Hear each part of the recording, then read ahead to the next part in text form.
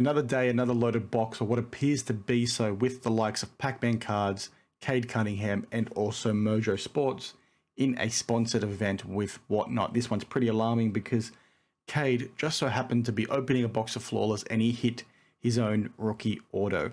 This is pretty alarming, pretty concerning, and once again speaks to a pretty big coincidence when it comes to these big breaks with athletes and breakers themselves. It's a pretty interesting one, like I said, because this appeared to be a big push from whatnot themselves. There was a lot of advertisement from the likes of Pac-Man and Mojo Sports directly. Cade was involved in the marketing as well. The few days prior to Cade actually showing up, Pac-Man was also busting a lot of product, and every single Cade card he did hit, Cade would then sign and do as a giveaway within the live itself. Now, a few people told me that Cade hit 2 autos within this break. I can't find the second one.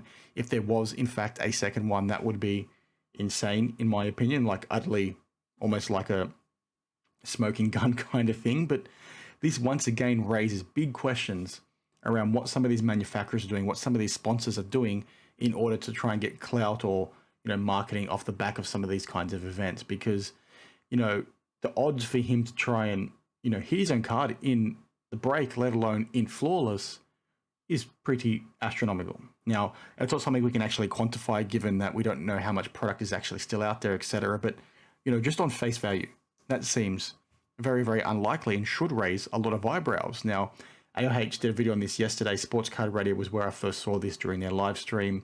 AOH talked to the checklist a little bit, so if you want to see that, check it out for yourself. But it just seems incredibly suspect. And the general consensus from what I've seen, at least to date, has been people think this is very suspect, right?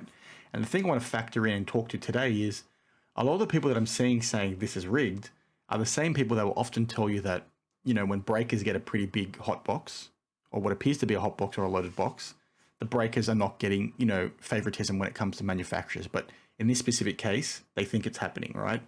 They're one and the same, in my opinion. If you think this Cade Cunningham situation is some kind of marketing scheme or some kind of push from, a manufacturer to get something happening here, you're naive to think it's not happening elsewhere. And you're also naive to think that that problem might not get worse, if it is in fact a problem, when Fanatics Live comes on board.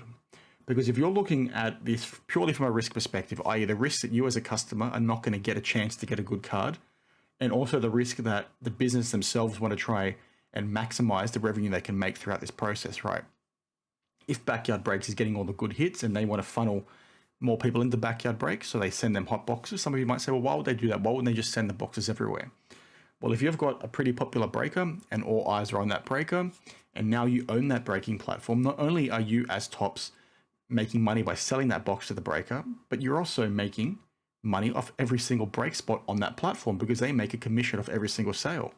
There's an incentive for them to want to have this funneled into a specific place. And if you also then look at it through the lens from a supply and demand perspective, if you've got a breaker that's quite popular, they can then start charging more of a premium because the spots are limited, right? And everybody wants to break with them, so they can charge a little bit more. Now, that might not be a big, profit margin in terms of how much they can actually charge. They can't charge through the roof, obviously. But when you're looking at it from the incentive from that perspective and the flow of the money, it's pretty big there. And like as an auditor, that'd be one thing that I'd be looking at if I was auditing Fanatics Live, right? Because that'd be a pretty big risk of, error or fraud, because it is fraud if a business was trying to commit that kind of process. Now, I'm not saying that's what's happening here, right? But that's where my mind goes when I see things like this, when I see these breakers sort of continually hit the good cards, and not just the good cards, the product hits. And there's lots of talk on this within the internet around whether or not it's actually statistically possible, the numbers that are being talked about, are they relevant? But, one of the things you sort of need to look at is, we have a saying here in Australia, it's called, does it pass the pub test, right? And I'm not sure that's a saying in the States, but it basically means that if you go and talk to an average person at the pub and you tell them what's happening here, their reaction is going to be pretty on the money most of the time. So if you go have a conversation with someone and say, well, we have these businesses that have paid for this event, they've paid for this athlete to turn up, they've paid for a big breaker to run the show, they've paid for a big influencer to try and advertise it. It just so happens with the most expensive product, the athlete that was paid to be there just so happened to hit his own card, and not just his own card, but an autograph, right? That wouldn't pass the pub test from a, reasonableness perspective, right? You'd think, okay, well, something's going on here, right? And if you just look at this one in isolation, that's fine. But we've seen the thing with Caitlin Clark. We saw the thing with Michael Rubin and Antoine Griezmann recently. I'm pretty sure there was something that popped off with Card Collector 2, and I think it was a baseball player where he hit his own card. Just doing a quick research, I remember seeing something from Coach Co, a while ago. And essentially in this little clip here, he talks about Bobby Witt Jr.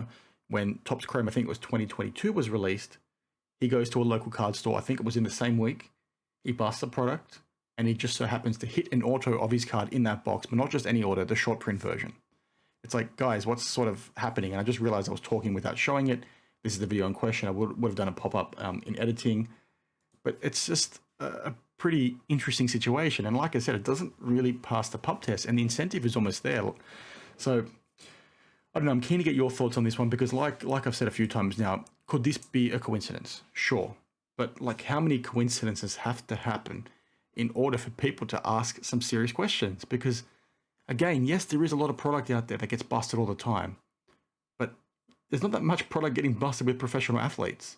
I'm pretty sure one of the Sports Card Radio live streams where you had a Fleer 86 box and there was a former player there that happened to hit his card a couple of times, or just so happened to hit the card he opened himself. If I remember correctly, that might be wrong, but someone can correct me, in the comments. But it's just strange. These are far too many coincidences, and you don't really get those in life, in nature, right? They're not something that happens, right? Nature is random, and this stuff is just very, very suspect. So I'm sort of talking on a tangent now, but you get the gist of what I'm trying to say. Like, is this a hard thing to try and buy into? Is this something you think is happening? If you think it's happening in this specific instance, but then you're the same person that thinks it's not happening with breakers, I'd like you to take a step back and just try and think critically about the whole situation.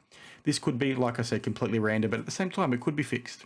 And from an auditor's perspective, when we're moving towards Fanatics Live, if this is something that's actively happening already with some of these manufacturers, okay, you are incredibly naive to think it's not also going to happen when they all of a sudden run the platform and they make a commission off every single sale, and they want to make sure that those boxes are on, camera. They want to make sure it's got the most eyes possible to then generate the most buzz, get more people to bust more product, which means you make more commission, right? It's this big circle of, crap. It's a big circle jerk, as I often refer to it. So again, it is what it is. I'm going to do a live stream in about 6 hours after you see this video. So jump on and ask me some questions. I will talk to this specific instance. I'll talk to the Lord of the Rings 1 of 1 that was recently hit and my thoughts around the person's decision to go to PSA over BGS, and a bunch of different things. We'll do a Q&A like we did last week as well. So come swing by if you want to have a chat.